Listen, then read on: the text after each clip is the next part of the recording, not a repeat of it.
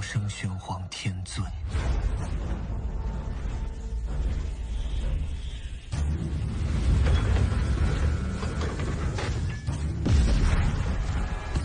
Berjumpa lagi dengan Albara. Kita lanjutkan cerita Lord of the Mysteries. Jangan lupa share, like, komen, dan subscribe. Lord of the Mysteries bab 276, Pohon Kasau. Prefektur Sivelaus terletak di sebelah barat kerajaan Lon, di seberang pegunungan Hornacis dari Republik Intis.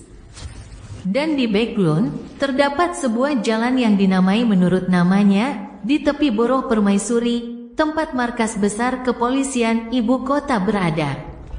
Banyak orang memilih untuk menetap di sini demi ketenangan pikiran, dan Rafter Pound adalah salah satunya.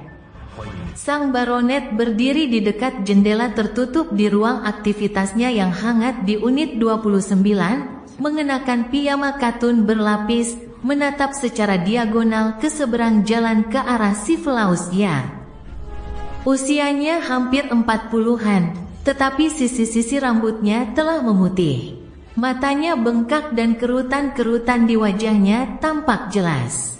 Tubuhnya terus-menerus mengeluarkan bau alkohol. Di lantai di belakang rafter tergeletak beberapa pakaian dalam yang robek, dan di seberangnya ada perapian yang menyala. Sang baronet mengangkat gelasnya dan meneguk sisa cairan di dalamnya. Kemudian, ia berjalan perlahan ke pintu dan kembali ke kamarnya untuk tidur. Karena tidak ada pipa untuk menyalurkan panas dari perapian, ia merasakan hawa dingin yang menusuk tulang di akhir musim gugur, segera setelah ia meninggalkan ruang kegiatan. Sialan! Rafter Pound mengumpat pelan sambil terhuyung ke pintu kamar tidur dan memutar gagangnya. Kamar tidurnya gelap, hanya ada sedikit cahaya merah tua yang bersinar masuk. Rafter hendak menutup pintu di belakangnya dan jatuh ke tempat tidur ketika matanya tiba-tiba membeku. Sosok itu sedang duduk dengan tenang di kursi di samping tirai. Sosok itu mengenakan celana biru keabu-abuan dan topi. Seluruh tubuhnya tersembunyi sepenuhnya dalam bayangan. Merasakan tatapan Baronet Pound, pria itu perlahan mengangkat kepalanya dan melihat ke arahnya. Wajahnya dicat merah, kuning, dan putih. Tampak seperti badut yang paling lucu. Rafter hendak berteriak dan lari ketika dia melihat pistol diarahkan kepadanya dan mendengar dua kalimat yang dalam dan serak. Saya menasihatimu untuk tidak melakukan sesuatu yang tidak bijaksana. Jika kau bekerja sama, aku tidak akan menyakitimu, dan aku tidak akan mengambil hartamu jika kau masih punya yang tersisa. Ekspresi Rafter Pound berubah beberapa kali, dan ia menutup pintu kamar dengan sangat patuh. Kemudian, ia mengangkat tangannya sedikit dan duduk di tepi tempat tidur. Kau... apa yang kau inginkan dariku? Ia terisak dalam keadaan mabuknya, dan tubuhnya sedikit gemetar saat ia mengingatkan, Sivelaus Yard ada di seberang jalan. Aku tahu, tapi kurasa aku lebih dekat denganmu daripada kau dengan Sivelaus Yard. Menyamar sebagai badut, Klein mengubah suara dan nadanya saat memperingatkan, dan tujuanku hanya untuk menanyakan beberapa pertanyaan padamu. Sebelum tiba di jalan Sivelaus, dia telah meramalkan apakah ada bahaya dalam melakukan perjalanan ini di ruang misterius di atas kabut abu-abu dan telah memperoleh jawaban bahwa itu sangat aman. Pertanyaan, bibir Rafter bergetar saat tertawa getir. Di sini kita mulai lagi. Apakah aku tidak akan pernah bisa lolos dari mimpi buruk ini? Apakah banyak orang yang datang kepada Anda dengan pertanyaan? Klein melanjutkan topiknya. Tidak, bukan hanya pertanyaan. Setelah paman saya, Viskon tua yang terhormat, meninggal dunia, terlalu banyak hal yang terjadi pada saya. Kepala pelayan tua yang ramah itu mengundurkan diri tanpa alasan dan menghilang. Para pelayan dan dayang itu berganti-ganti tanpa peringatan, menjadi asing dan dingin. Mereka mencari sesuatu, ya, mereka mencari sesuatu. Saya bahkan belum berumur 10 tahun saat itu. Yang bisa saya lakukan hanyalah menonton, dan saya tidak berani memberitahu siapapun. Saya takut saya tidak akan pernah bangun lagi, jawab Rafter seolah-olah ia berada di ambang kehancuran. Mencari sesuatu, apakah mereka mencari struktur bawah tanah, atau harta karun keluarga Palm? Seperti karakteristik Beyonder dan benda-benda mistis yang terkubur di dekat roh jahat, keluarga kerajaan dan gereja pasti menyadari hal ini karena para petinggi pasti tahu tentang hukum kekekalan dan keabadian karakteristik Beyonder.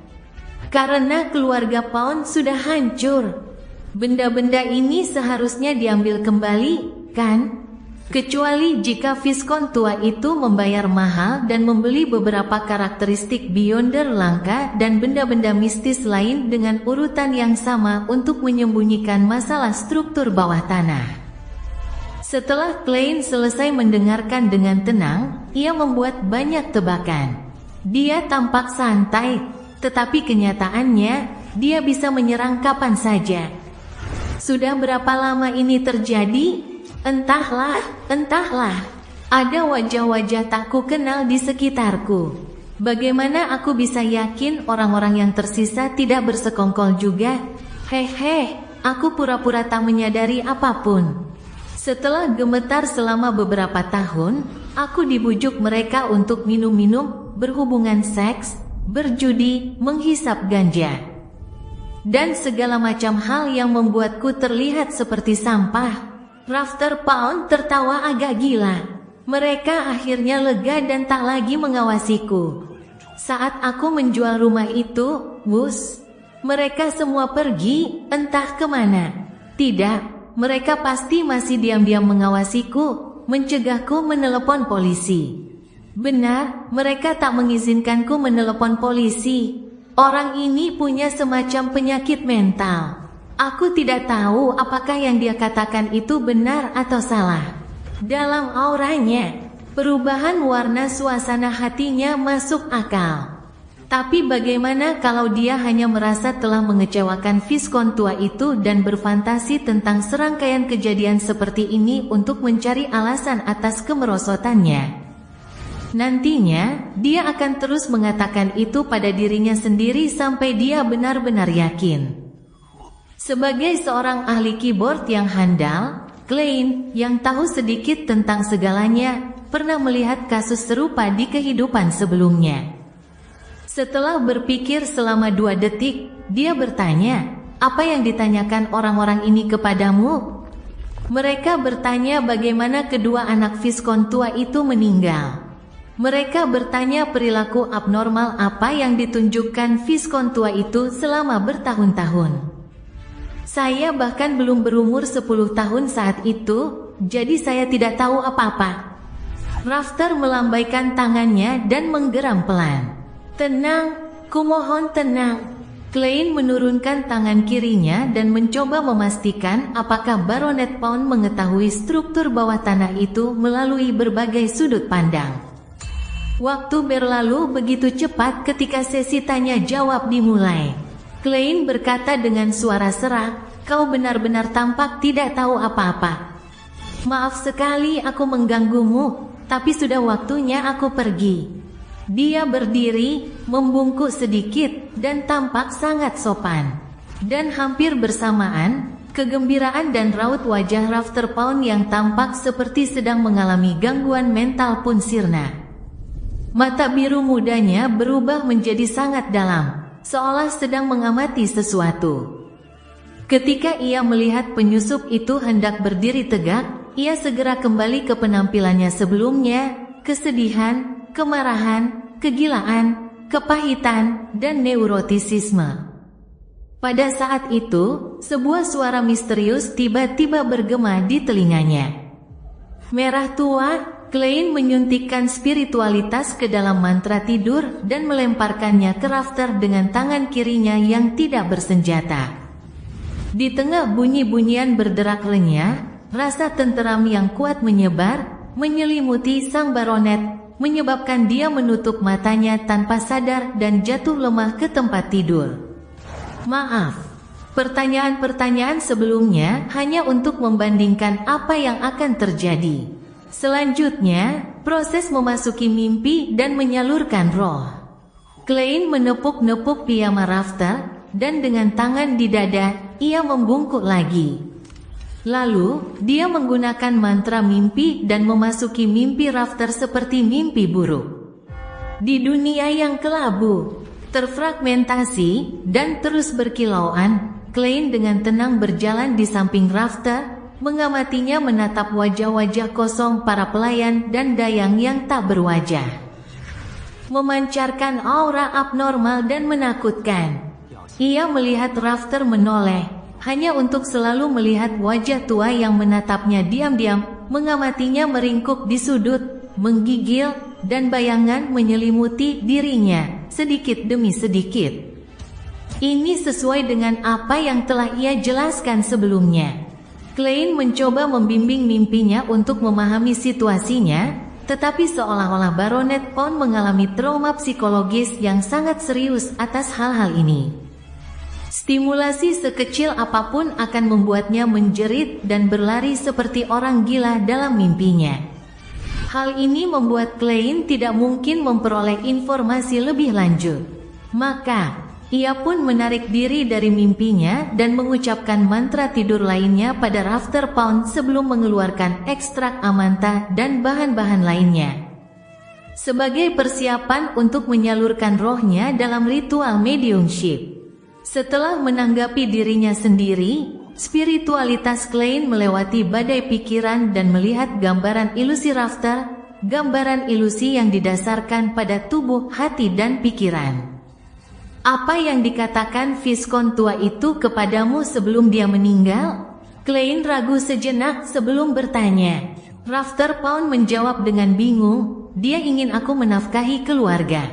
Apalagi, tanya Klein lagi dengan nada penegasan yang disengaja. Dia ingin aku mengingat kejayaan leluhur, jawab Rafter dengan tatapan kosong. Klein mengangguk dan bertanya, apa yang dicari orang-orang itu? Saya tidak tahu, Rafter memberikan jawaban yang sama. Klein terus bertanya dan membandingkannya dengan jawaban yang diberikan Pound sebelumnya. Akhirnya sampai pada kesimpulan bahwa Baronet Pound tidak berbohong. Dan apa yang baru saja dikatakannya benar.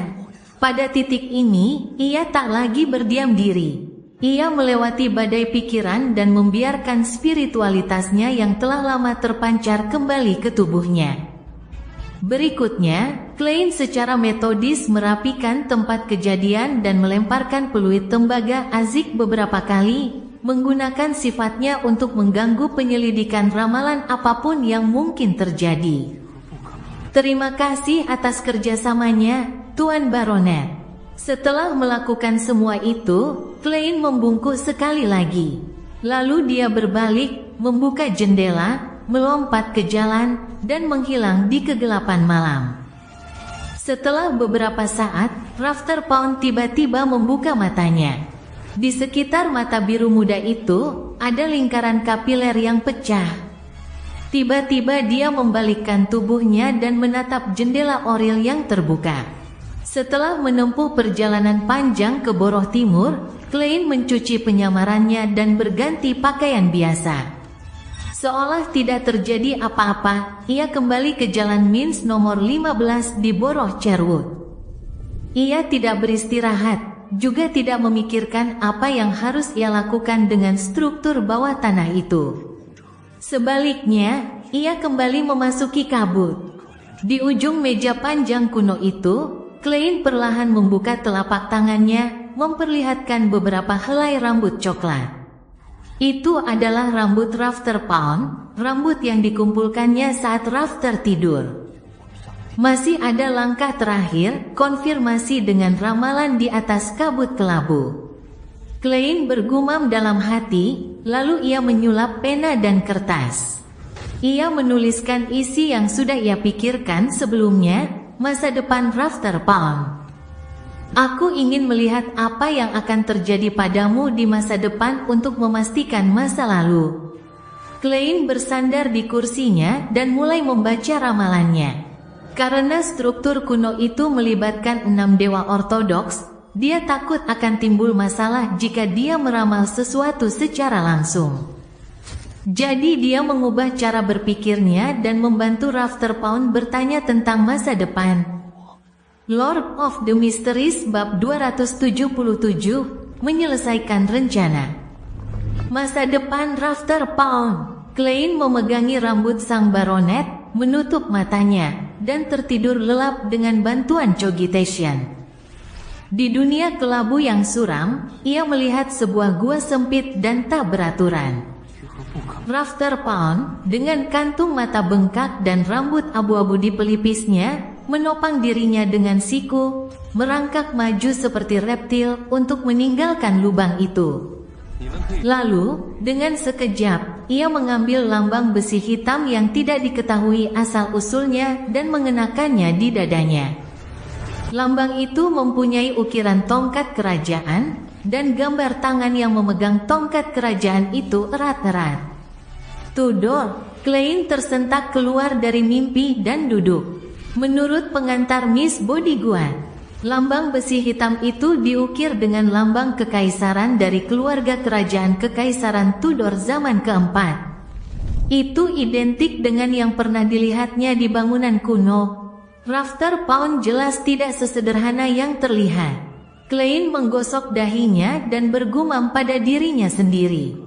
Sebagai seorang peramal, ia memiliki interpretasinya sendiri atas wahyu yang diterimanya dari mimpi tersebut. Di satu sisi, ia tahu bahwa itu adalah sesuatu yang akan dilakukan Rafter Pound di masa depan, dan di sisi lain, ia percaya bahwa itu berarti Rafter Pound memiliki hubungan yang erat dengan keluarga Tudor. Melalui 3 tes, yaitu pertanyaan langsung, penyelidikan mimpi, dan penyaluran roh, Rafter Pound tidak menemukan masalah apapun, juga tidak membuat saya menyadari ada yang salah. Jika saya tidak menjalani tes keempat, saya mungkin akan tertipu olehnya. Ya, mungkin dia memang tidak tahu apa-apa saat ini dan bahwa itu adalah tindakan yang nyata. Di masa depan, dia bahkan mungkin berkesempatan untuk menjalin hubungan dengan keluarga Tudor. Tapi kemungkinan besar dia sudah belajar banyak dari Viscount tua itu. Tanpa rasa percaya diri, dia sengaja menjadi dekaden dan bertindak gila serta bodoh. Agar dia bisa bersembunyi dari mimpi dan penyaluran rohku, itu pasti karena kekuatan Beyonder.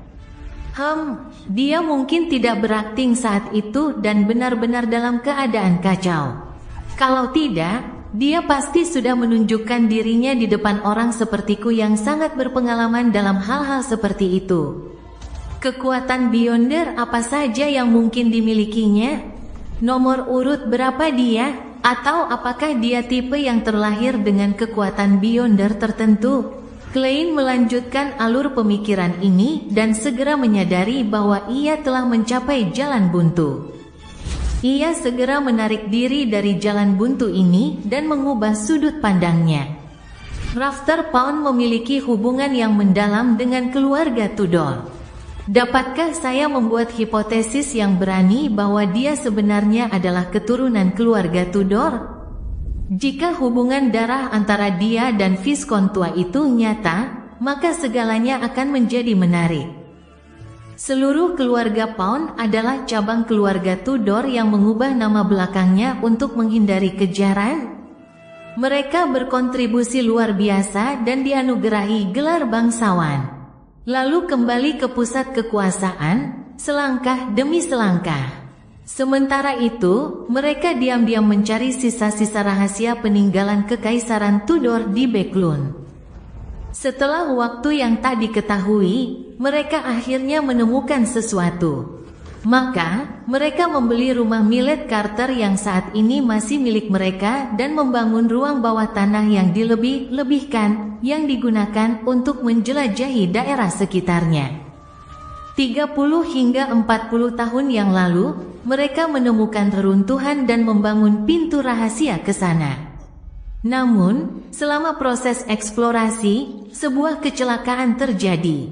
Roh jahat itu sama sekali tidak mengenali satupun dari mereka yang disebut keturunan Tudor. Kedua pewaris Viscount tua itu meninggal di ruangan itu, di sudut terdalam, satu demi satu. Bahkan karakteristik Beyonder dan benda-benda mistis mereka pun tak dapat ditemukan.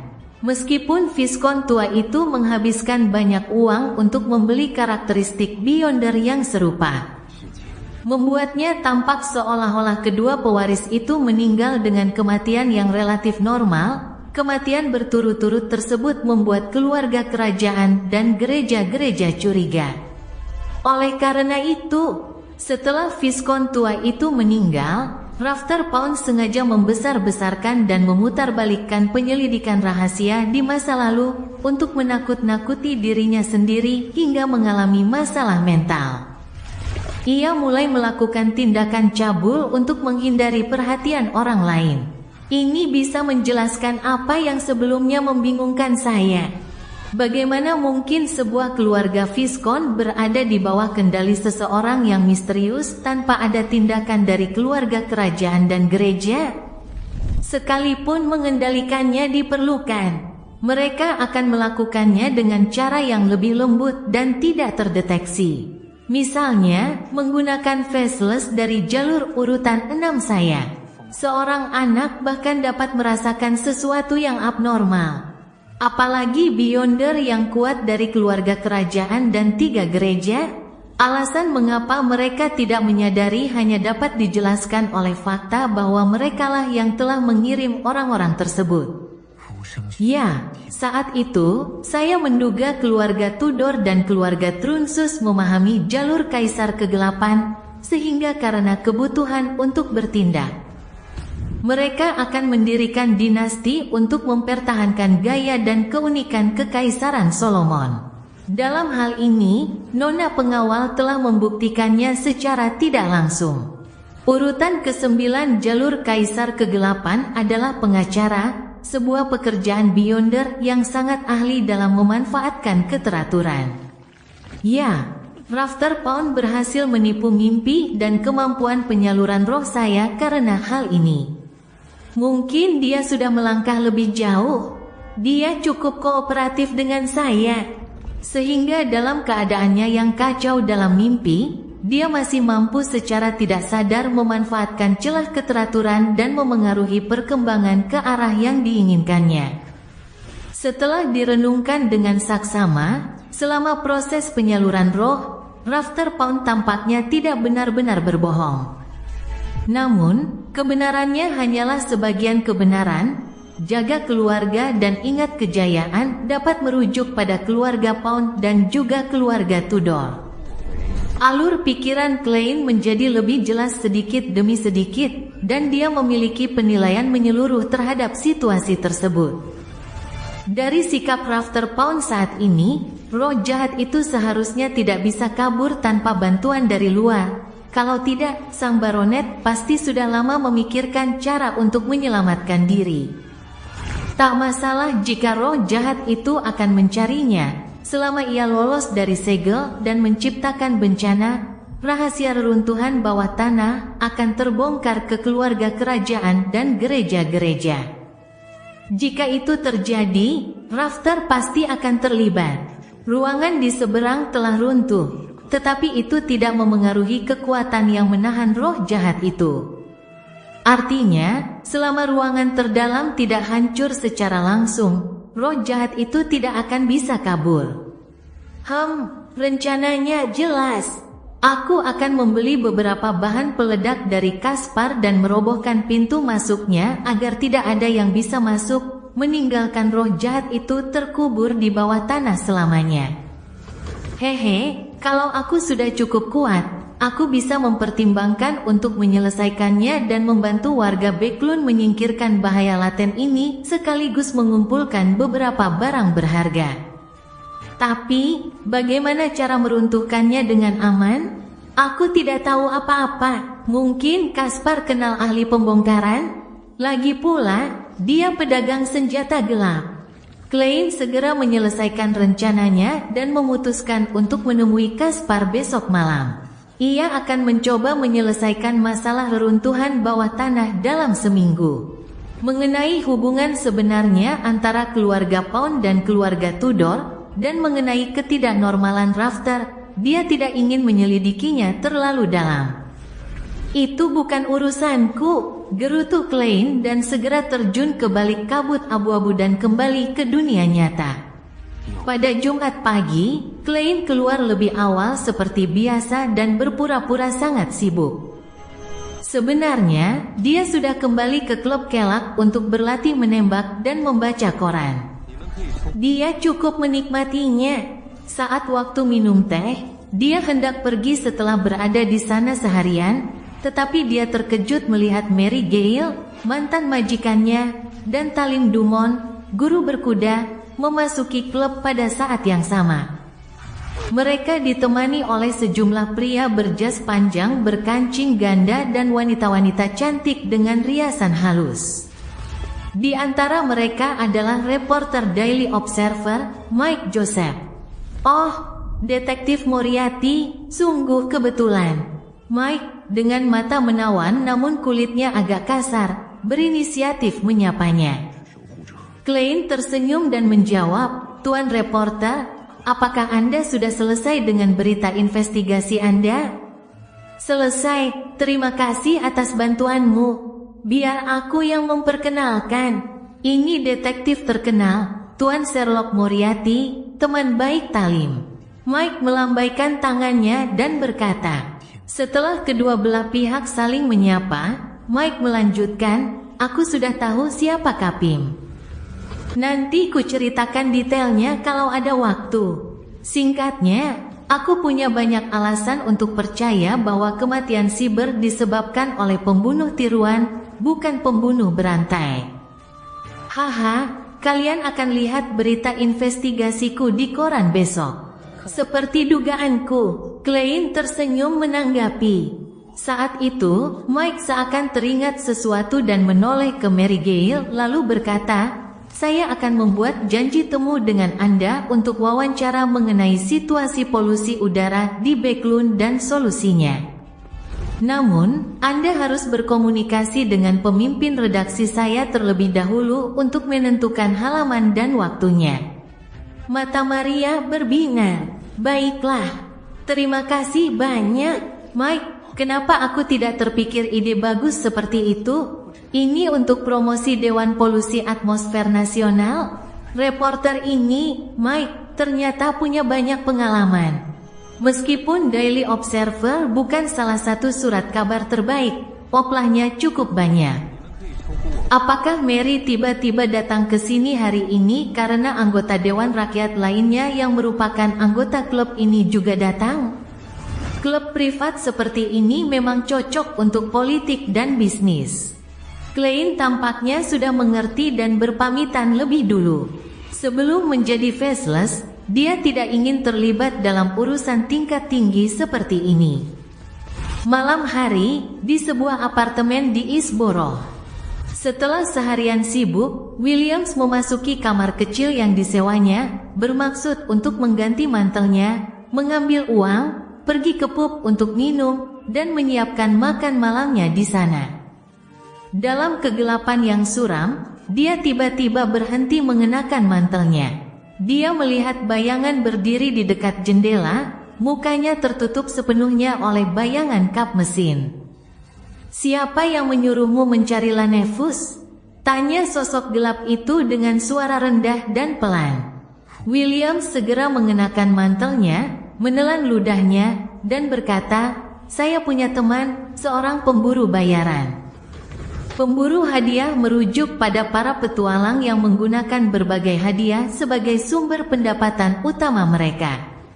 Para pemburu hadiah ini banyak terdapat di East Borough dan Backlund. Kenapa dia tiba-tiba mulai mencari Lanefus? Ini hadiah yang sudah lama ditawarkan. Sosok hitam itu sangat tinggi. Selangkah demi selangkah, ia mendekati Williams. Entahlah, mungkin dia hanya ingin mencoba hadiah lain. Williams mundur selangkah. Sosok gelap itu menekan dengan suara serak, "Siapa dia?" Williams langsung merasa dilema, tetapi setelah beberapa detik, ia menjawab dengan suara gemetar, Sio benar. Aku tidak tahu di mana dia tinggal. Sangat baik, sangat jujur." Sosok hitam itu mengulurkan tangan dan menepuk-nepuk tubuh Williams. Tanpa basa-basi lagi, ia berjalan menuju pintu. Williams diam-diam menghela napas lega, percaya bahwa pengalamannya yang kaya di dunia bawah telah membantunya. Jangan mencoba menjadi pemberani jika Anda tidak seharusnya. Pada saat itu, dia melihat bayangan itu menjentikkan jarinya. "Ayah!" Pikiran Williams membeku, dan tubuhnya tiba-tiba terpecah menjadi beberapa bagian, berserakan ke segala arah, mengotori tanah dan dinding dengan daging dan darah. Lalu bayangan itu memecahkan pipa gas. Di tengah suara gas yang keluar dari pipa, ia mengambil lilin dari meja Williams dan memukulkannya ke sumbu. Bayangan hitam itu langsung pergi. Beberapa menit kemudian, lilin itu tiba-tiba menyala sendiri. Ledakan. Lord of the Mysteries bab 278, gratis. Setelah makan malam, di ruang biliar Bravehearts Bar, mengenakan mantel hitam sederhana dan topi gelap, Klein memegang segelas bir Southfield, menutup pintu di belakangnya, dan berjalan ke arah Kaspar, yang sedang membungkuk di atas meja, mencoba memukul bola. Sebelum dia sempat tersenyum dan menyapa, Kaspar menghentikan apa yang sedang dilakukannya, menegakkan tubuh, dan meliriknya. "Marik tidak ada di sini. Tidak ada pertemuan lain yang Anda inginkan. Saya tidak punya apa-apa selain senjata. Sangat familiar dengan apa yang kuinginkan. Untungnya, aku punya tujuan yang berbeda hari ini." Klein melengkungkan bibirnya dan berkata, "Aku di sini untuk membeli senjata." Marik tidak ada di sini. Sepertinya mereka telah terbongkar dan menjadi incaran musuh. Mereka memutuskan untuk bertukar lokasi. Kalau begitu, aku tidak akan bisa menghubungi Nona pengawal. Dan aku berencana menipu Millet Carter dengan para zombie Marik sebagai pembantuku. Mereka akan menjaga rahasia, mereka patuh, dan mereka tidak takut mati. Nah, premis kepatuhan mereka adalah ketika pengaruh peluit tembaga Azik terlindungi. Saat ia berbicara, serangkaian pikiran terlintas di benak Klein. Kaspar sedikit terkejut. Dengan tatapan curiga, ia bersandar pada tongkat biliarnya dan menggosok hidungnya yang penuh brandy. Lalu berkata, "Senjata apa yang ingin kau beli? Peluru-peluru sebelumnya sudah habis? Latihanmu cukup banyak." "Tidak, saya berlatih dengan peluru yang saya beli di klub Kela." Klein tersenyum. "Saya ingin membeli bahan peledak, jenis yang banyak digunakan di pertambangan." "Apa yang ingin kau lakukan?" seru Kaspar tiba-tiba, raut wajahnya berubah serius dan tegas. "Kuperingatkan kau, jangan coba-coba melakukan hal terkutuk. Aku tak akan membiarkan pelangganku menantang si Flaus ya. Tentu saja, kau tak perlu membeli senjata dariku. Untuk bisa menjadi pedagang senjata pasar gelap dan bertahan hidup hingga hari ini, dari sudut pandang tertentu, ia harus mematuhi aturan dengan ketat.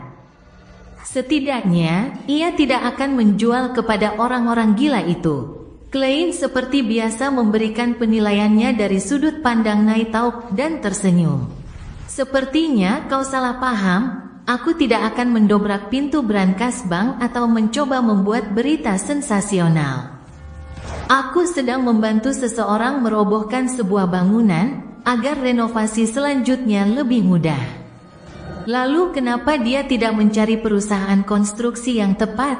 Kaspar tidak lengah. "Haha, itu ruang rahasia. Dia tidak ingin orang lain tahu." Klein beralih bertanya, "Apakah kamu kenal ahli bahan peledak yang andal?" "Aku tidak terlalu ahli dalam hal semacam ini, dan aku takut seluruh rumah akan runtuh." Ketika Kaspar melihat bahwa Klein sedang membuat pertimbangan untuk memastikan agar rumah itu tetap dalam kondisi baik, keraguan dalam benaknya segera sirna secara signifikan. Tepat saat dia tengah mempertimbangkan untuk menjawab, sebuah suara samar tiba-tiba terdengar di ruangan itu. Tidak perlu, perasaan familiar menyelimuti Klein. Ia segera berbalik dan mendapati nona pengawal duduk di kursi di sudut tanpa ia sadari. Ia masih mengenakan gaun hitam bergaya gotik dan topi lembut senada. Wajahnya sepucat biasanya, sementara rambut pirang dan fitur-fitur halusnya saling menonjolkan. Selamat malam, Nyonya. Klein sedikit membungkukkan punggungnya. Selamat malam, Bu Saren. Kaspar melakukan hal yang sama. Jadi namanya Saren. Klein sambil berpikir menunggu dia berbicara. Wanita bernama Saren memandang Kaspar dan berkata, "Mari tidak akan kembali ke sini lagi. Jika Anda membutuhkan sesuatu, tinggalkan pesan sesuai dengan metode ketiga." "Ya, Bu Saren." Kaspar, yang jelas telah melihat banyak hal dalam hidupnya, tampaknya memiliki rasa takut naluriah terhadap nona pengawal. Mendengar hal ini, Klein menyela, Maksudku jika aku ingin mendapatkan bantuan Marik, bagaimana aku bisa menghubunginya?" "Melalui Kaspar," jawab Saren singkat. "Baiklah." Klein merentangkan tangannya dan berkata, "Oh ya, apa maksudmu ketika kau bilang tidak perlu ahli pembongkaran?" Mata biru Saren tidak goyah sedikit pun. "Saya salah satunya." "Kau salah satunya? Kau ahli pembongkaran? Tunggu sebentar, bukankah kau seorang beyonder dengan kemampuan khusus, mungkin di urutan 5? Kenapa kau hanya ahli pembongkaran paruh waktu?" Klein membeku karena kehilangan kata-kata.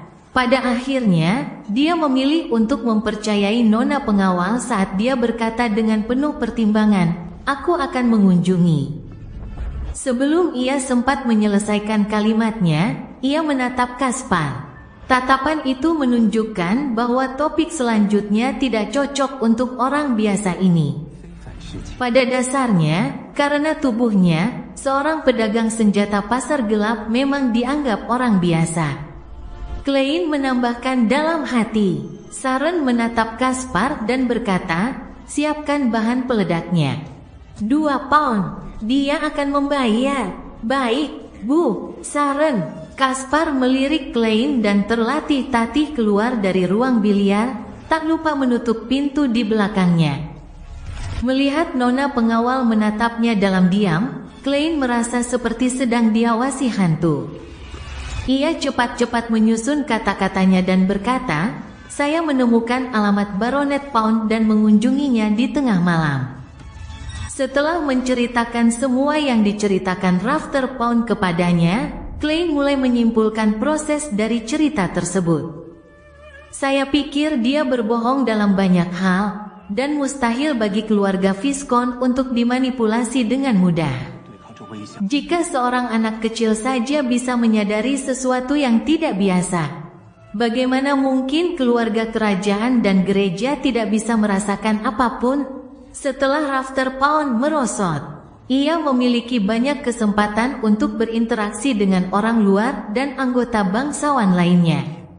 Selama ia menunjukkan sedikit keberanian, ia akan dapat dengan mudah menyelesaikan masalah tersebut. Oleh karena itu, saya pikir dia pasti menyembunyikan sesuatu yang kemungkinan besar ada hubungannya dengan struktur bawah tanah. Dari kondisi mentalnya, sepertinya roh jahat itu tidak akan bisa kabur untuk waktu yang lama, jadi aku berencana mengambil beberapa bahan peledak dan menghancurkan pintu masuknya agar yang lain tidak bisa masuk.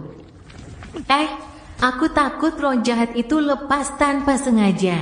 Ya, nona pengawal Saren tidak membenarkan dugaan Klein, tapi dia juga tidak menolaknya. Saat itu, Klein ragu-ragu dan bertanya, "Saya tidak tahu banyak tentang pembongkaran. Jadi saya sedang bersiap untuk menggambar denah dan menyewa ahli pembongkaran untuk memberi saya posisi penempatan bahan peledak dan beratnya. Kalau saya meminta bantuan Anda lagi, berapa yang harus saya bayar? Kalau terlalu mahal, lebih baik aku cari ahli pembongkaran biasa. Lagi pula, aku cuma dapat 50 pound dari ini, sementara Nona Bodyguard mematok 1000 pound untuk 3 hari. Klein sudah punya rencana, gratis. Jawaban Sharon masih dengan gaya singkatnya yang biasa. Gratis. Klein terkejut. Dari apa yang dia ketahui, barang gratis harganya paling mahal. Sharon duduk diam selama beberapa detik sebelum memberikan penjelasan singkat. Setelah meruntuhkan pintu masuk, hanya aku yang bisa masuk dan keluar. Itulah yang ingin saya lakukan. Dengan kata lain, setelah kau cukup percaya diri, kau berencana untuk menyingkirkan roh jahat dan memanen benda-benda di dalamnya. Sebenarnya, menghancurkan pintu masuk itu untuk membantumu menghilangkan gangguan atau keserakahan orang lain. Lagi pula, Beyonder lain dari urutan lain tidak dapat melewati batu-batu besar dan tanah seperti roh. Ya, selain jalur apprentice, tetapi mereka tidak tahu tentang struktur bawah tanah itu. Klein mengangguk penuh pencerahan. Kesepakatan. Setelah mengatakan itu, dia buru-buru menambahkan, bisakah kau pinjam beberapa bawahan lagi dari Marik, bawahan yang cerewet? Mereka akan menjadi pembantu untuk ditunjukkan kepada Millet Carter. Baiklah, Sharon tidak menolak. Klein sengaja tidak menyebutkan melakukan pembayaran apapun untuk itu sambil tersenyum. Kalau begitu, mari kita jadwalkan pada jam 10 pagi besok. Kita harus menjelajahi daerah sekitar terlebih dahulu. Kita tidak boleh membiarkan ledakan itu menyebabkan kerusakan yang nyata. Sharon mengangguk pelan saat sosoknya menghilang ke dalam ketiadaan. Sabtu pagi, Sio Derecha sekali lagi menumpang kereta umum menuju Isboro untuk mengonfirmasi hasil apapun yang mungkin diperoleh komisinya. Sambil menunggu transfer, dia tiba-tiba ingin membeli koran untuk dibaca. Ia mengeluarkan 1 sen dan membeli buletin Beklun dari loper koran di sebelahnya. Ia pun segera membacanya. Tiba-tiba matanya membeku karena artikel berita di halaman ketiga. Pukul 19.10 tadi malam, terjadi ledakan hebat di gedung apartemen di Jalan Daravi 1, Isboro. Diduga akibat kebocoran gas. Ledakan terjadi di unit tanda pagar 0306. Penyewanya tewas di tempat, bahkan tidak meninggalkan jenazah utuh. Saat berita ini ditulis, ledakan ini mengakibatkan 3 orang tewas dan 16 orang luka-luka. Jalan Daravi 1, apartemen tanda pagar 0306. Bukankah ini tempat yang disewa Williams? Dia sudah mati? Dia meninggal karena ledakan kebocoran gas? Tidak, mustahil sama sekali. Dia tidak akan pernah seboros ini dan menggunakan gas. Meskipun ada instalasi di sana, apakah dia berakhir seperti ini karena baru saja menerima pesanan saya? Tapi Lanevus adalah buronan. Jika dia tahu ada yang mencarinya, yang perlu dia lakukan hanyalah pindah. Tidak perlu membunuh orang untuk merahasiakannya. Melakukan hal itu justru akan mengungkap masalah. Cara yang dilakukan sungguh aneh dan radikal, seperti dilakukan oleh orang gila. Dia jelas-jelas hanya seorang penipu. Kasihan Williams. Aku pasti akan membalaskan dendammu.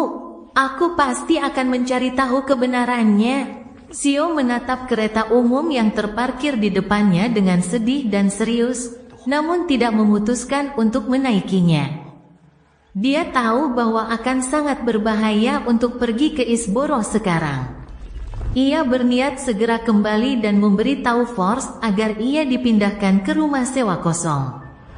Kemudian, ia akan pergi ke Isborough dengan menyamar dan meminta bantuan seseorang yang dikenalnya untuk mendapatkan pemahaman awal tentang alasannya dan menemukan jejak si pembunuh.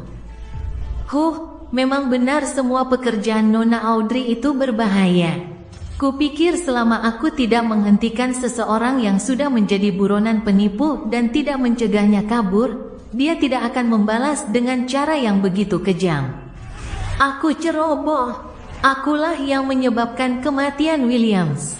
Ya, itu tidak menutup kemungkinan dia juga mengumpulkan informasi tentang hal-hal lain sehingga menimbulkan bencana. Sio memejamkan mata dan menyeberang jalan menuju ruang tunggu di seberang. Pada pukul 10.14, setelah memastikan kondisi permukaan bangunan zaman keempat, Klein dan Nona pengawal Sharon tiba di luar gedung di 8 William Street. Sharon telah menghilang, dan Millet Carter melihat detektif Sherlock Moriarty mengenakan seragam dan topi pekerja berwarna biru keabu-abuan, serta ketiga asistennya yang pendiam. Sangat nyaman untuk menjelajah seperti ini, jelas Klein. Mata Millet Carter menyapu ketiga asisten yang jelas-jelas pandai bertarung dan mengangguk puas. Persiapanmu lebih cepat dari yang kuduga. Apakah salah satu dari mereka ahli mengusir ular? Ya, mereka sangat pandai mengusir ular. Klein tak ragu memberikan jawaban tegas. Bagaimana mungkin zombie takut digigit ular? Ledakan itu memusnahkan segalanya. Lord of the Mysteries bab 279, sukacita ekstrim menimbulkan kesedihan. Di dalam struktur bawah tanah yang gelap, Klein berjalan mengelilingi aula dengan lentera yang terangkat di tangannya. Ia memeriksa dengan saksama apakah ada pintu masuk lain. Tentu saja, ia tidak berani memasuki terowongan yang mengarah ke ruang terdalam, dan ular-ular yang baru berkumpul itu, sekali lagi, tertiup angin dingin yang menggigit. Setelah menerima konfirmasi, ia mengambil inisiatif untuk mundur ke sisi gerbang, di mana ia menyaksikan, bersama ketiga zombie, saat Sharon meletakkan bahan peledak di lokasi yang berbeda. Dia terlihat sangat profesional. Klein mendesah pelan, dan tanpa diragukan lagi, ketiga zombie itu tidak menanggapi renungannya. Namun, ada alasannya. Ia terus menggunakan spiritualitasnya untuk membungkus peluit tembaga Azik agar terlindung dari efek negatifnya. Jika tidak, ia pasti akan menghadapi respons mereka yang luar biasa bergairah. Awalnya dia tidak berniat membawa peluit tembaga kuno dan indah ini, tetapi karena dia harus waspada terhadap manipulasi roh jahat, dia hanya bisa mengorbankan sebagian spiritualitasnya. Nona pengawal, tidak, Nona Sharon mengatakan bahwa dia seorang ahli pembongkaran, dan dari kelihatannya, dia sama sekali tidak membual. Apakah dia pernah bekerja di bidang ini sebelumnya? Atau apakah salah satu sekuensnya di jalur Beyonder membuatnya terampil di bidang ini? Menurut informasi yang kubaca di Night Talks, beberapa kandidat seperti sekuens 9 kriminal, tahanan, prajurit, dan pemburu, sekuens 8 serif, dan sekuens 7 ahli senjata dan penjaga pengetahuan. Yang terakhir punya nama panggilan, detektif. Itu bagian dari gereja dewa pengetahuan dan kebijaksanaan. Selebihnya, aku sama sekali tidak tahu. Aku penasaran, jalur mana yang Nona Sharon tuju. Sepertinya tidak ada yang cocok, dan dia bahkan menunjukkan kemampuannya mengendalikan zombie. Sementara pikiran Klein melayang dan menimbulkan berbagai macam asosiasi, Sharon selesai menyiapkan bahan peledak dan, sambil lalu, menyalakan sumbunya. Hei, kenapa kamu tidak memberi peringatan? Baru saat itulah, Klein tersadar dan terkejut. Ia segera bergegas keluar dari aula dan memasuki koridor di luar. Adapun ketiga zombie itu, mereka dengan tenang mengikuti di belakangnya. Di sini sangat aman. Saren tiba-tiba muncul dan melayang di sampingnya. Klein menghela napas lega dan bertanya, apakah debu akan jatuh akibat gempa di sini? Ya, jawab Saren dengan satu kata. Bagus. Sambil berbicara, Klein mundur selangkah lagi. Suara mendesis dari sumbu yang terbakar mencapai telinganya, membuatnya merasa sedikit kesal. Bukan karena dia takut dengan ledakan berikutnya, tetapi karena dia tidak bisa merasa tenang. Satu, kata Saren tiba-tiba. Hah, Klein tidak mengerti maksudnya. Gemuruh, bumi berguncang hebat, dan gumpalan debu berjatuhan dari atas. Telinga Klein berdengung, dan untuk sesaat ia tak bisa mendengar apapun lagi. Kalau saja dia bukan seorang badut, dia pasti sudah kehilangan keseimbangan dan terjatuh ke tanah. Batuk, batuk, batuk. Karena teralihkan dan tak sadarkan diri, ia mulai batuk. Ia melihat batu-batu besar dan lumpur berjatuhan dengan cepat di depannya, langsung menghalangi jalan masuk. Selama getaran yang tersisa, Klein menggenggam peluit tembaga pemberian Tuan Azik dan mengamati reaksinya.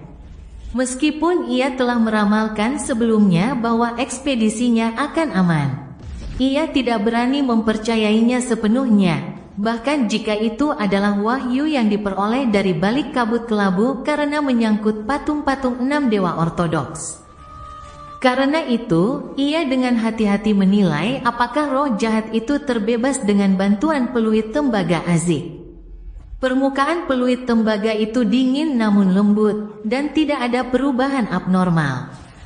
Lega sekali, Klein menatap para zombie di sampingnya dan memastikan satu hal dari tatapan mereka, wajahnya sangat kotor saat ini.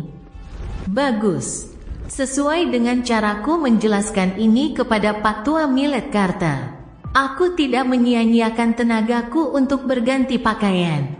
Dia berjalan ke pintu masuk dan memastikan pintunya benar-benar tertutup. Tanpa menimbulkan terlalu banyak keributan, memang benar bahwa hanya mereka yang berasal dari jalur apprentice dan beyonder seperti Nona Saren yang bisa masuk di masa mendatang. Dengan begitu, ia telah menyingkirkan banyak calon pesaing.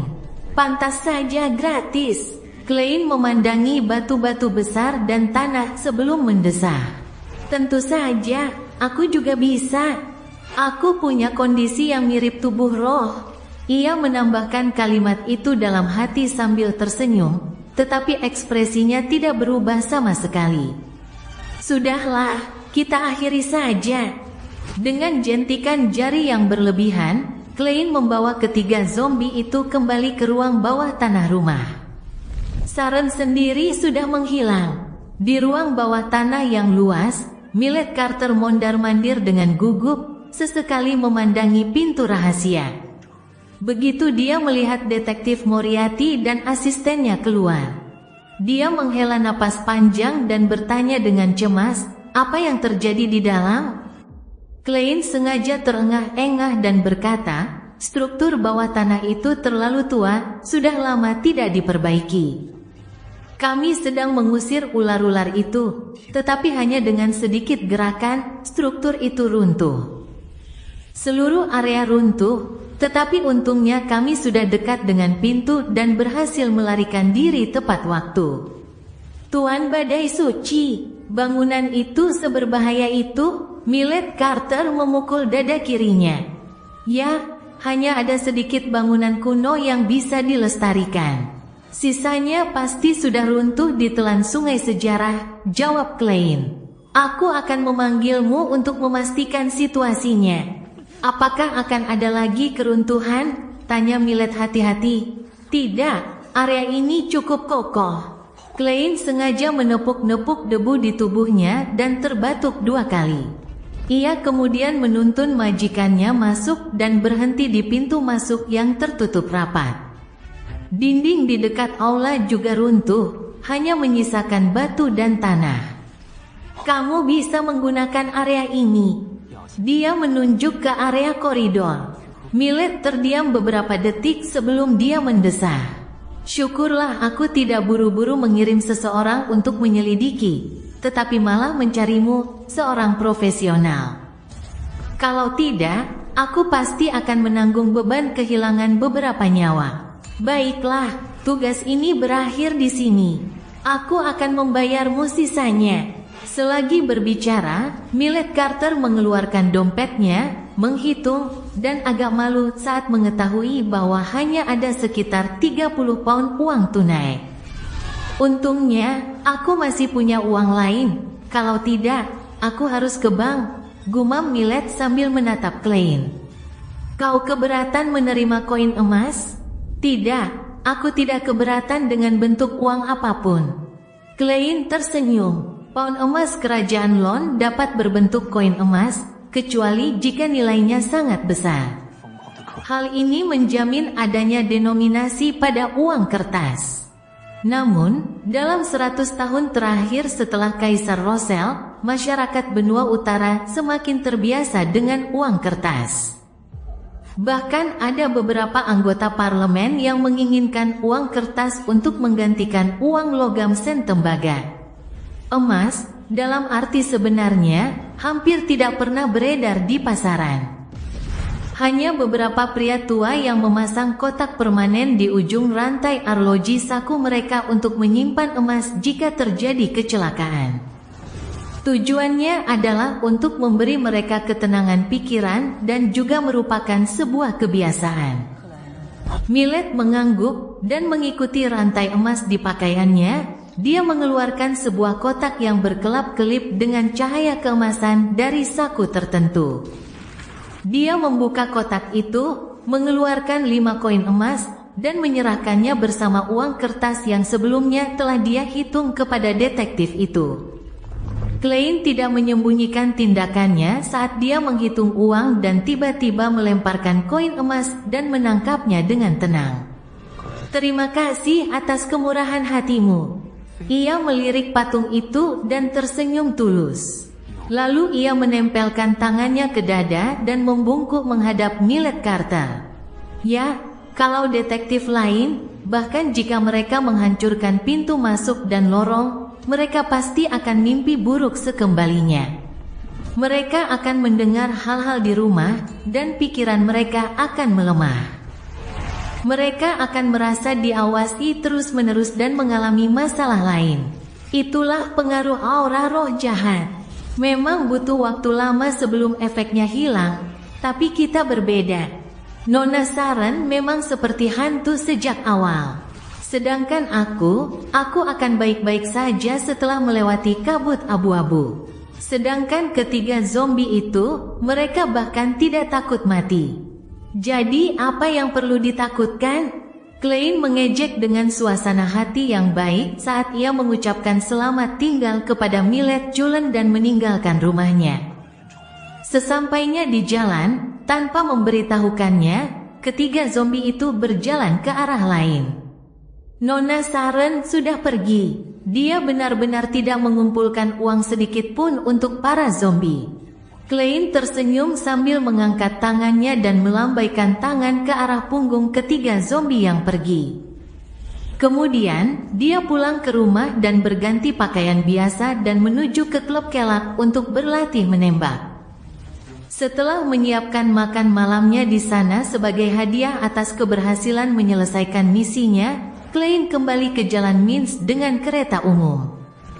Lingkungan yang gelap dan suram diterangi oleh lampu gas, dan dengan tongkatnya, ia berjalan santai di sepanjang jalan. Tiba-tiba, ia mendapat firasat yang tidak terlalu baik atau buruk. Apa yang terjadi? Ketika Klein mendongak, ia melihat 2 polisi dengan seekor anjing diikat, tampaknya sedang menyelidiki jalanan. Investigasi dengan anjing polisi? Apakah ini akibat pembunuhan berantai? TKP pembunuhan itu berbau cengkeh dan gooseberry. Jadi mereka melibatkan anjing polisi? Klein tak kuasa menahan diri untuk tidak mengolok-oloknya dalam hati. Sejarah anjing dimulai sejak periode Rosel, tetapi jumlahnya selalu sedikit. Mengingat banyaknya barang yang dibawanya, dan mengingat firasatnya sebelumnya, Klein memutuskan untuk mengambil jalan memutar. Namun pada saat itu, kedua polisi itu melihatnya dan memberi isyarat agar dia berhenti. Sudut mulut Klein berkedut saat dia menunggu di tempat dengan senyum di wajahnya. Penyelidikan rutin. Saat mereka mendekat, salah satu petugas menunjukkan dokumen identitasnya. Baiklah.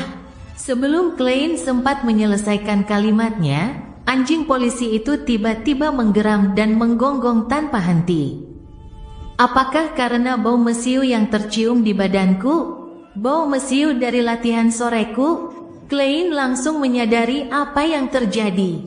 Ia menatap wajah kedua petugas yang kini bersiaga. Sambil berpikir, ia tersenyum dan berkata, "Begini, aku menemukan revolver di sepanjang jalan, beserta sarung pistol di ketiak dan peluru. Aku berencana untuk menyerahkannya ke polisi." Perlahan, dia mengeluarkan revolvernya, mengangkat tangannya ke bahu, dan menambahkan dengan senyum serius, "Pak petugas, saya sungguh tidak membawa senjata secara ilegal." Ketika salah satu polisi tetap waspada, polisi yang lain menerima pistol itu dan berkata dengan serius, "Anda harus kembali ke kantor polisi bersama kami." "Baiklah," balas Klein dengan senyum cerah. "Tapi saya punya permintaan. Mohon beritahu pengacara saya, Tuan Jurgen Koopel. Saya hanya akan menerima penggeledahan badan jika dia ada di sana." Lord of the Mysteries bab 280, langkah pertama. Di sudut Isborough, Zeon yang mabuk menghadap tembok, melepas celananya, dan mulai menyiram lumut dengan nyaman. Ketika dia selesai, seseorang tiba-tiba menepuk bahunya. Zeon menggigil beberapa kali. Ia mengangkat celananya dan setengah berbalik, melihat seorang anak laki-laki pendek berjaket dan topi kanvas. Anak laki-laki itu mengangkat kepalanya, memperlihatkan wajahnya yang lembut dan halus meski terlihat kotor. "Sio, kenapa kamu berpakaian seperti itu?" Zeon berseru kaget. Sio menempelkan jari telunjuknya di bibir untuk menunjukkan perlunya diam. Lalu, ia menekan suaranya dan berkata, "Aku akan bertanya dan kau yang menjawab." "Pelankan suaramu." Terkesima dengan kehadirannya yang mengagumkan, Zeon hanya bisa mengangguk. "Siapa di antara orang-orang yang dikenal Williams yang meninggal dalam 2 hari terakhir?" tanya Sio dengan suara rendah. Zeon menggunakan otaknya yang lumpuh karena alkohol untuk berpikir sejenak dan berkata, "Gavin. Gavin ditemukan tenggelam di sungai Tusok pagi ini. Dia mungkin jatuh ke sungai tadi malam. Kasihan dia tidak bisa berenang dan suka menikmati angin di tepi sungai saat mabuk." Tatapan Sio tiba-tiba menajam. Tanpa ragu, ia bertanya, "Apakah Gavin menerima permintaan Williams untuk mencari penjahat yang dicari, Lanevus?" "Tentu saja, kita semua dapat komisi ini dari Williams. Lagi pula, ini bukan masalah besar. Kita tinggal menunjukkan potretnya ke semua orang yang kita kenal dan mencari orang yang mirip dengannya." "Oh, Williams, dia bilang kalau ada petunjuk, dia akan mentraktirku minuman keras dan daging selama 3 hari. Kasihan dia sampai tewas dalam ledakan gas. Makanya aku menolak pemilik rumahku memasang pipa gas. Itu sudah berbulan-bulan yang lalu. Sekarang aku cuma mampu sewa motel murah." Jin terus mengoceh. "Gavin bertanggung jawab atas wilayah mana? Apa dia bilang sesuatu padamu?" Sio melirik ke samping, mengerutkan bibir, dan menatap tajam ke arah Zeon. Dia biasanya pergi ke area dermaga dekat dermaga Balam Timur. Dia bahkan menemuiku kemarin malam dan bilang dia pergi ke kedai aliansi pekerja di sana untuk menyebarkan berita pencariannya terhadap Lanevus. Dan dia juga menunjukkan potret Lanevus kepada semua orang yang hadir. Jin terisak. Ada banyak dermaga di Backlund, yang sebagian besar dianggap sebagai area dermaga dan ditetapkan sebagai galangan kapal. Lalu setelah itu, apa Gavin bilang mau ngapain? Tanya Sio lagi, mengerutkan kening ragu. Tentu saja, minum. Dia berencana minum sepuasnya lalu mencari tempat untuk tidur. Aduh, malangnya dia pasti kepanasan karena minum dan ingin mandi di sungai. Tapi dia lupa kalau dia tidak bisa berenang, padahal sudah hampir musim dingin. Zeon mendesah lagi. Gavin tidak menemukan apapun. Dia pergi ke Workers Alliance Tavern di dermaga Balam Timur dan membagikan selebaran untuk mencari Lanevus, tetapi akhirnya menemui ajalnya. Bahkan Williams pun terlibat. Reaksi si pembunuh tak lagi bisa disebut ekstrim. Dia hanyalah orang gila. Seandainya aku Lanevus, pilihan termudah adalah segera pindah ke tempat lain dan menghindari ketahuan. Kecuali kalau dia sedang terlibat sesuatu dan tidak bisa pergi dalam waktu dekat. Tapi aku bukan satu-satunya yang mencarinya. Ada juga banyak pemburu bayaran. Dia mungkin bisa membunuh Williams, tapi bisakah dia membunuh orang sebanyak itu? Kalau dia punya kemampuan, dia pasti akan menghabisi semua orang yang menyebarkan poster buronan di Sivlaus Yard.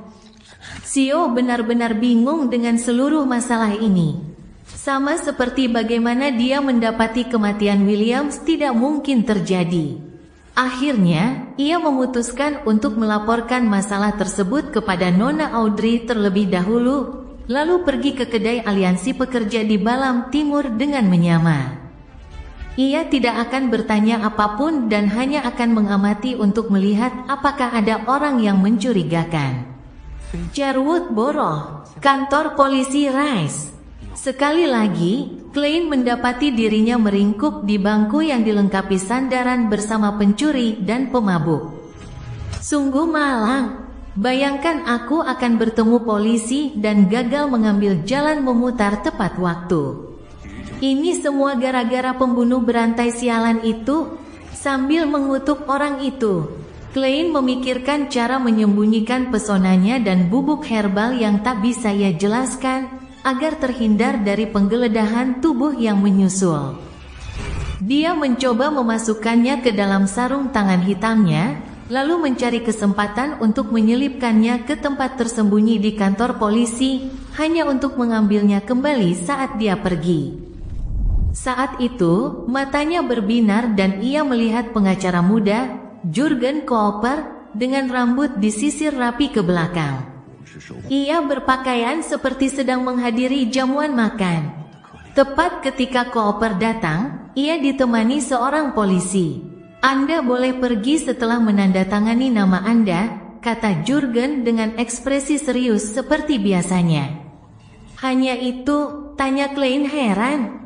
Jurgen mengangguk sedikit. Ya, mereka tahu kau detektif terkenal. Alasan macam apa ini? Klein tak berani bertanya lebih lanjut. Ia segera berdiri dan mengikuti Jurgen yang mengenakan mantel wol hitam panjang. Ia menandatangani namanya dengan langkah santai sebelum pergi. Cuaca berbeda dari terakhir kali ia dibawa keluar dari kantor polisi oleh Jurgen. Tidak ada hujan, hanya awan tebal yang menutupi bulan dan bintang-bintang merah tua. Jalanan diterangi oleh lampu gas yang berjajar di kedua sisi jalan. Terima kasih banyak, aku merepotkanmu lagi. Klein melangkah cepat ke depan dan menghampiri Jurgen. Jurgen menoleh ke arahnya dan berkata tanpa senyum, tidak perlu berterima kasih. Ini pekerjaanku, 2 pon.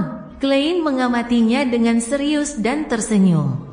Oke, dompetnya baru-baru ini penuh, dan dia mengeluarkan 2 lembar uang 1 pound sekaligus.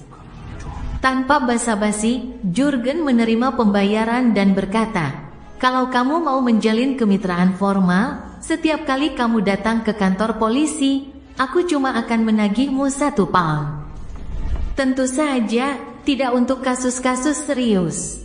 Kamu harus paham bahwa sebagian besar biaya yang kutagih akan masuk ke kantor polisi.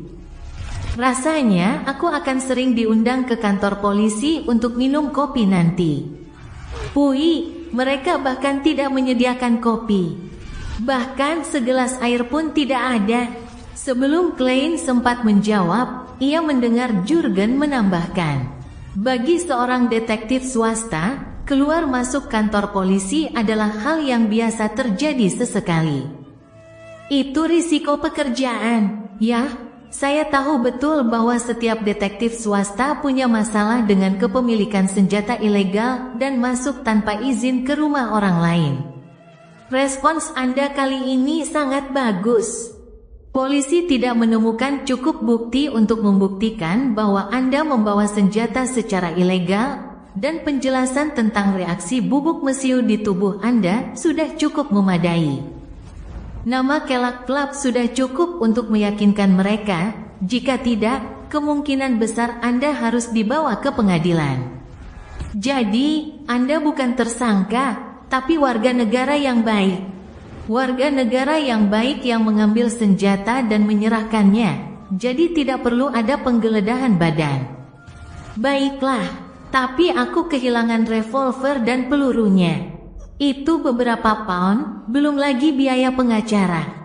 Klein tersenyum paksa. Saya mengerti, pengacara Jurgen, mari kita jalin kemitraan formal. Sudut mulut Jurgen berkedut. Dengan senyum yang sangat profesional, ia mengulurkan tangan dan berkata, semoga kerjasama ini menyenangkan.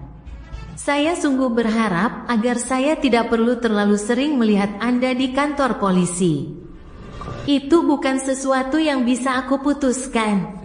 Klein tertawa meremehkan dirinya sendiri. Kembali di jalan Minsk nomor 15, Klein menenangkan dirinya dengan mandi air hangat. Namun pada saat itu, dia sekali lagi mendengar doa-doa ilusi yang datang dari seorang wanita. Nona Justice, apakah ada petunjuk tentang Lanefus? Klein tiba-tiba melompat keluar dari bak mandi, cepat-cepat mengeringkan tubuhnya, mengenakan pakaiannya, dan pergi ke atas kabut kelabu. Sambil menatap bintang merah tua yang terus membesar dan mengecil, ia memperluas spiritualitasnya dan memilih untuk mendengarkan. Orang bodoh yang tidak termasuk dalam era ini. Tuan bodoh yang terhormat, ada masalah dengan penyelidikan Lanefus. Justice, yang mengenakan gaun putih karena alasan yang tidak diketahui, menceritakan ledakan yang terjadi di Jalan Daravi di Isborough, serta tenggelamnya Gavin. Sebagai seorang telepati yang telah memperoleh beberapa penguasaan, dia tidak menambahkan tebakannya sendiri, agar tidak mempengaruhi penilaian Tuan bodoh. Setelah mendengarkan dengan saksama, Klein mengerutkan kening, merasa bahwa reaksi si pembunuh sungguh ekstrim tak terbayangkan. Berbeda dengan Laksamana muda Hurricane Kilangos, Lanefus, sebagai penipu, akan langsung bergerak jika menemukan kejanggalan. Seharusnya itu naluri profesionalnya. Tidak ada alasan untuk mengikuti petunjuk secara terbalik dan membunuh orang-orang yang mencarinya. Menurut standar ini, 80% pemburu bayaran Isborough akan mati.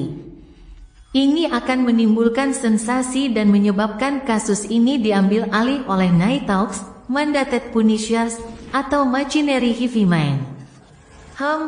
Apakah manfaat yang diperoleh Lanefus dari ritual berdoa kepada Sang Pencipta sejati untuk menurunkan putranya membuatnya gila? Ini sangat sesuai dengan gaya Sang Pencipta sejati. Namun, masalahnya terletak pada kenyataan bahwa orang gila akan sulit menyembunyikan diri. Terlepas dari potensi, Klein merenung dalam-dalam dan tidak terburu-buru menanggapi Nona Justice. Dia telah membaca surat kabar dan mengetahui tentang ledakan itu, jadi dia menggunakan ramalan mimpi untuk mengingat rinciannya. Kemudian dia menuliskan pernyataan ramalan baru, petunjuk ledakan di Jalan Daravi. Sambil melafalkannya dalam hati, ia bersandar di kursinya dan memasuki mimpi. Ia melihat sebuah apartemen 3 lantai berwarna biru keabu-abuan. Di lantai 3 apartemen, sebuah ruangan kehilangan jendelanya dan separuh dindingnya hancur. Ruangan itu penuh dengan tanda-tanda ledakan. Adegan itu langsung hancur. Klein terbangun dari lamunannya sambil mengetuk-ngetuk tepi meja dan berpikir dalam hati. Petunjuknya ada di tempat kejadian perkara. Pengungkapan ini juga dapat berarti bahwa si pembunuh masih mengawasi tempat kejadian perkara dan ingin menghabisi orang yang datang untuk menyelidiki masalah tersebut. Ya, ini akan memberinya kesempatan untuk menemukan orang yang baru-baru ini mengeluarkan hadiah untuk Lanefus. Aku akan mengunjungi TKP dengan menyamar dan mencoba menemukan pembunuhnya. Sekalipun dia bukan Lanefus, dia pasti ada hubungannya dengan Lanefus. Tapi dia pasti menyembunyikan dirinya dengan sangat baik. Bagaimana aku bisa menemukannya tanpa menarik perhatiannya? Sebuah pikiran terlintas saat mata Klein tertuju pada mata hitam putih di atas meja perunggu panjang. Ini adalah karakteristik Beyonder yang ditinggalkan oleh Master Nimblerite Rosago. Di dunia nyata, aku tidak bisa menggunakan benda ini untuk memanipulasi benang-benang aneh itu karena sisa kerusakan mental dari sang pencipta sejati. Akan ada kerusakan permanen setelah berinteraksi dengannya selama jangka waktu tertentu. Namun, jika digunakan sementara, aku bisa menggunakan benang-benang itu untuk menemukan orang yang tersembunyi. Itu bisa diterima. Sama seperti saat aku menggunakannya untuk memastikan apakah nona pengawal telah pergi sebelumnya. Klein menyipitkan matanya, melepaskan pendulum rohnya, dan meramal apakah perjalanannya akan berbahaya. Jawabannya positif, tetapi amplitudo dan frekuensi putarannya tidak berlebihan. Itu bisa diterima. Klein terdiam beberapa detik sebelum kembali ke dunia nyata. Kemudian, dengan memanggil dirinya sendiri, dia meletakkan mata hitam serbaguna itu ke dalam kotak rokok besi dan membawanya kembali ke kamar tidurnya. Setelah berganti pakaian, merapikan jenggotnya, dan bersiap-siap, Klein datang ke depan cermin dan memeriksa dirinya sendiri. Nuansa ilmiah samar yang dimilikinya sepenuhnya tersembunyi oleh jenggot di wajahnya, dan mata coklatnya tampak seperti kolam kuno yang menyembunyikan dan menyegel sesuatu di dalamnya. Dibandingkan saat dia berada di kota Tingen, Klein hampir tidak mengenali dirinya sendiri. Satu persatu, ia merentangkan jari-jarinya dan mengepalkannya. Sambil menatap cermin, ia berkata dengan suara rendah dan serak, "Kapten, ini langkah pertama untuk membalaskan dendammu dan aku." Sebelum dia menyelesaikan kalimatnya, dia melihat dirinya menyeringai di cermin, senyum cemerlang di wajahnya. Cerita bersambung. Jangan lupa share, like, komen, dan subscribe agar tidak ketinggalan cerita selanjutnya.